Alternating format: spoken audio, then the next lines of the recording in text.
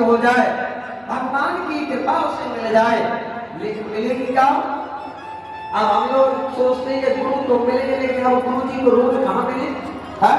अब गुरु जी को मत ढूंढो, गुरु जी तो चले गए जहाँ चले गए, लेकिन आपको जो नाम मिला उसको अपने जीवन में बसाना है। क्योंकि भैया राम से बड़ा राम का नाम है। अब गुरु जी तो कई बार आज मिल गए, पता नहीं कितने साल बाद मिले, लेकिन नाम आपके साथ रहने वाला है कि नहीं? बोलो हाँ या ना? हजारों शिष्य होते गुरु जी के, लेकिन क्या गुरु जी सबसे मिलना संभव हो पाता है? शायद नहीं होगा। लेकिन नाम तो सबसे मिलता है, नाम सबका कल्याण करता है, नाम सबके जीवन में प्रवेश देता है। हाँ या ना? बोलो भैया हो, गड़बड़ यही हो रही है। इस कलयुग में गुरु तो मान लेते, गुरु की नहीं मानते। तो भैया दत्तात्रेय जी ने 24 गुरुओं को जीवन में धारण किया, जो हमारे 24 अवतारों में भैया 6ठे अवतार बताए। 7वां अवतार भगवान का हुआ ये कि नारायण के रूप में, 8वां अवतार भगवान का हुआ ऋषभदेव के। आप ऋषभदेव जानते हो? ऋषभदेव जी का नाम सुना है कोई माता ऐसी है नहीं? भैया अरे बोलो तो सही हाँ या ना? ऋषभदेव आप लोगों में से किसी ने नाम सुना कभी? अच्छा बताओ, जैन सुना है? जैन धर्म, जैन धर्म के बारे में आप लोगों ने सुना है कि नहीं? जैन धर्म नहीं, देखो धर्म तो केवल है हिंदू, वैदिक, सनातन धर्म।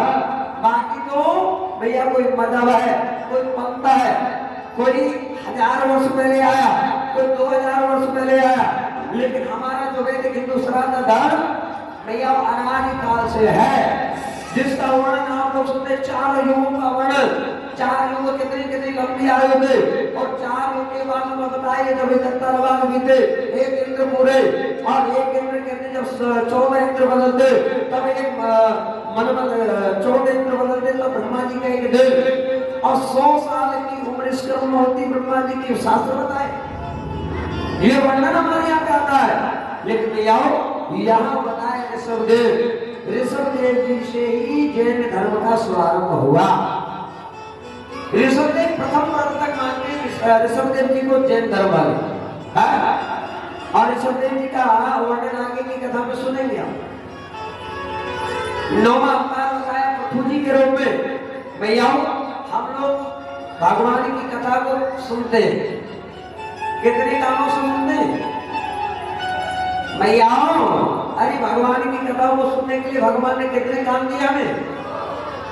बोलो तो सही। 2, और 2 कानों से सुनने के बाद भी हमारा मन कई बार रुक जाता है? ज्यादा सुन लिया कथा महाराज, अब क्या सुने? अब नहीं मन में कथा सुनने का।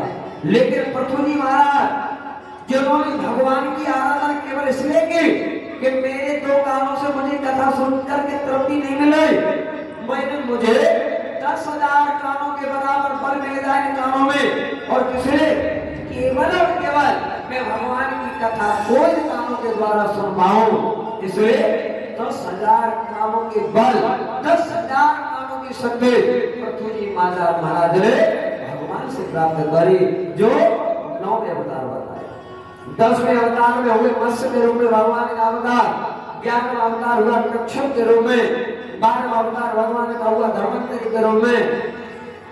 अब ये बताओ मैं आओ, धर्मंतरी तो आप लोग जानते होंगे, कौन कौन भैया जानती धर्मंतरी?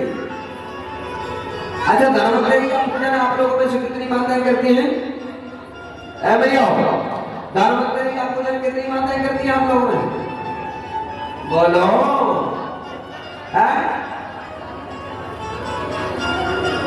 मालूम है कि नहीं धर्मंतरी कौन है? अच्छा बताओ, दिवाली से पहले, जो बड़ी दिवाली से पहले कौन सी दिवाली आती है? छोटी दीपावली बोलती, उससे पहले धनतेरस, यहाँ तो नाम ही धन है,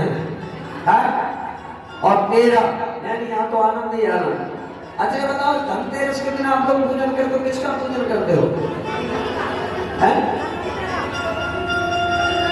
भैया कछु मैया के महाराज की पूजा तो करे हो, लेकिन किसकी करें ये नहीं मालूम। क्यों नहीं मालूम? क्योंकि हमारी सासू ने बताया नहीं। सासुओं के दिन आकार की पूजा होती है और धनतेरस के दिन पूजा करनी चाहिए, इसलिए हम तो पूजा कर दे। लेकिन कौन की हो गए कौन की नहीं हमें नहीं मालूम। हमारी तो सासू कह के गई तो हम तो सासू की आज्ञा का पालन कर रहे हैं। हम बड़ी आज्ञाकारी बहू है महाराज, ऐसी वैसी नहीं है। हाँ अब भैया वो आज्ञा का पालन तो कर रही है, लेकिन लाभ क्या पता तो होना चाहिए किसका पूजन कर रहे हो भैया।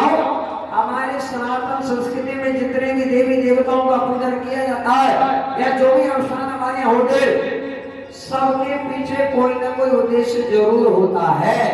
कारण हमारे यहाँ कोई भी कार्य नहीं किया जाता। तो धनतेरस के दिन धनवंतरी जी का प्रादुर्भाव हुआ। धनवंतरी कौन? जो आयुर्वेद को लेकर के प्रकट हुए, जो अमृत का कलश लेकर के प्रकट हुए, और उन्हीं धनवंतरी के नाम से धनतेरस को पूजन किया जाता है। आयुर्वेद का पूजन होना चाहिए। लेकिन हम लोग तो क्या करते हैं, लोहा लकड़ खरीद करके ले आते हैं, आया ना क्यों भैया कौन लोहा खरीदा जो उसने धनतेरस वाले ने लोहा खरीदो है प्रभु इच्छा। तो भैया और 13वां अवतार बताया भगवान का मोहन जी के रूप में, 14वां अवतार भगवान का हुआ श्री नरसिंह देव जी के रूप में, 15वां अवतार भगवान का वामन के रूप में बताया, 16वां अवतार भगवान का हुआ श्री परशुराम जी के रूप में, 17वां अवतार भगवान का हुआ महर्षि वेदव्यास जी के रूप में, और 18वां अवतार मैयाओ श्री बलराम जी के रूप में बताया। और मैयाओ 18वां अवतार प्रभु श्री राम जी के रूप में बताया, 19वां बलराम जी के रूप में, और नया 20वां अवतार हमारे प्रभु श्री कृष्ण का। नंदन यशोदा नंदन देवकी नंदनो 20वें अवतार हुए।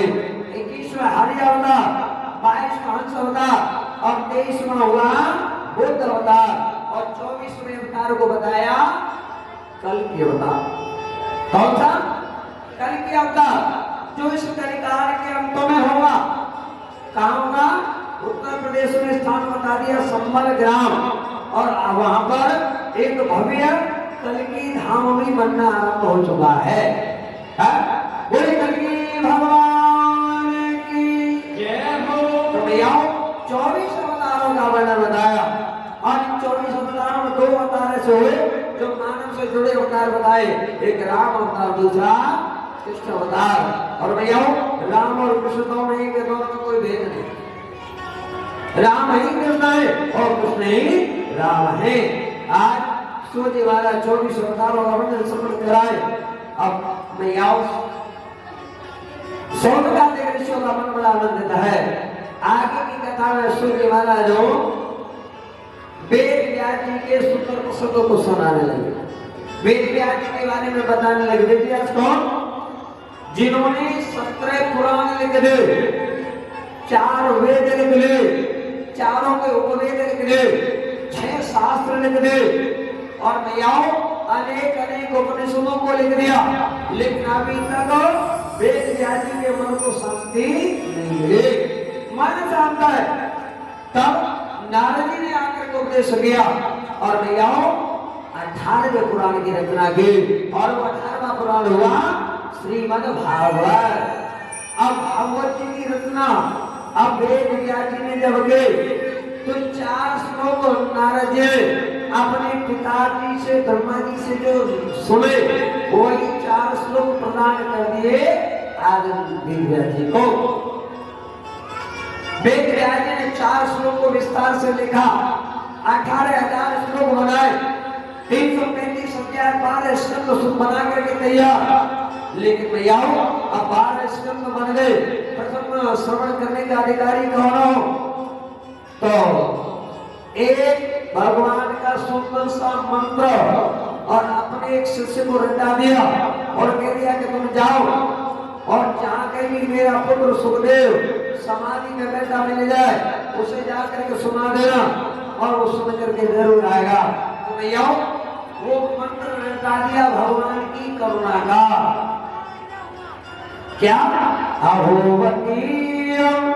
इस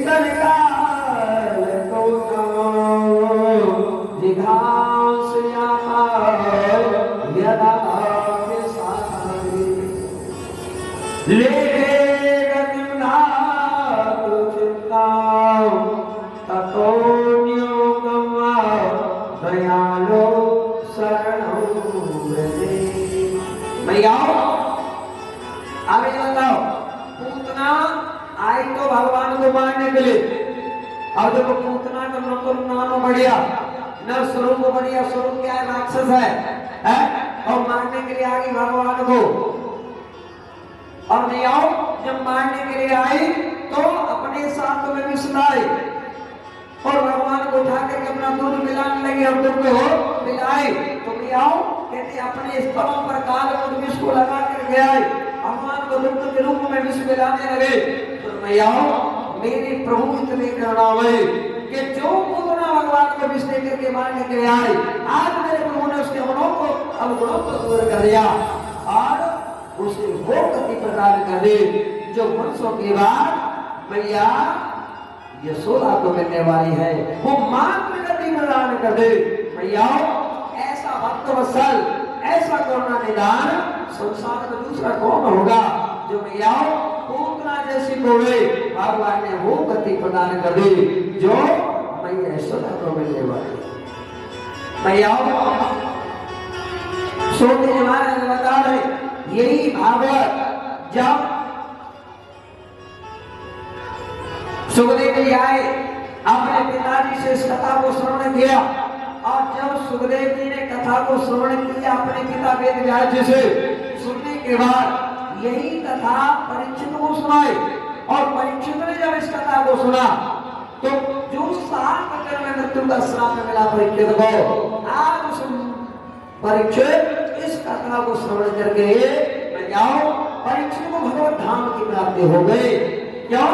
क्योंकि ये कथा हमें मोक्ष प्रदान करती है, मैयाओं हमारी मन की कामना को पूर्ण करती है। और यहाँ सूत जी महाराज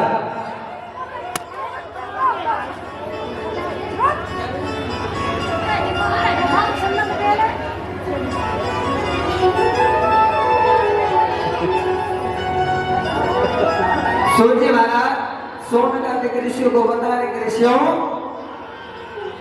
वही कथा सुखदेव ने परीक्षित को सुनाई। तो मैं यहाँ पर आज सोनकांत ऋषि पूछ लगे सूत जी से, जो सूत जी बताओ कि आखिर परीक्षित कौन है और 7 जन्म मृत्यु का श्राप क्यों लगा? तो मैं सूत जी महाराज कहने के ऋषियों वैसे तो मैं किसी भी मानव की कथा को सुनाने में रुचि नहीं रखता, लेकिन अगर किसी मानव की कथा में हमें भगवान की कथा से जोड़ दे तो उस मानव की कथा को भी सुन लेने में कोई बुराई नहीं है। अब यशोद जी महाराज सोनकांत ऋषियों परीक्षित के जन्म का प्रसंग सुनाने लगे और कहने लगे ऋषियों मैं तुम्हें परीक्षित के जन्म का प्रसंग सुनाऊं, उसे बोलो मैं ठाकुर जी के चरणों में अपने मन की डोर को लगाऊं। और क्या कहना है? ओम लागी लागी लागे लागी लागी लागे हरि मेरी लागी लगन मत तोड़ना, हरि मेरी लागी लगन मत तोड़ना,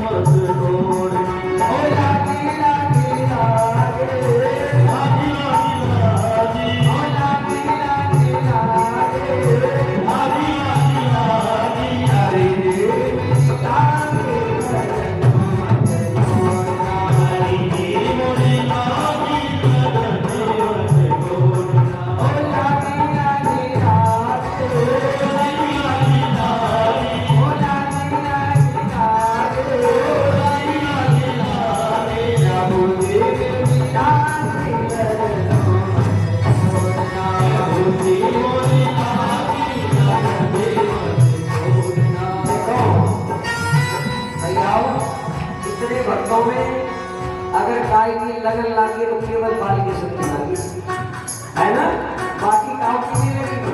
ऐसे करके तो बराबर है।